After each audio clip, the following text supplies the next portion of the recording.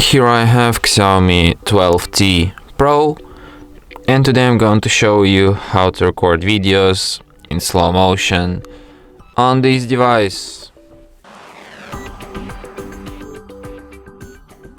So to do this, firstly you have to open camera, then switch to the more modes and select slow motion here. So now I'm gonna record this flower spinning, but in slow-mo, so let's get it.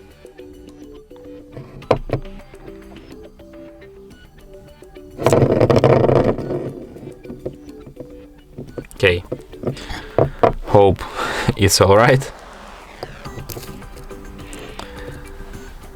And now let's check out this slow-mo video.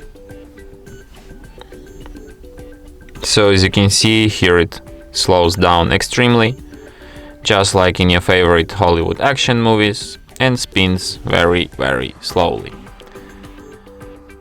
So yeah.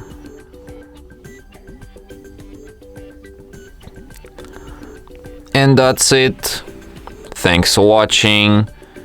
If you find this tutorial useful, don't forget to hit that like button and subscribe to our channel.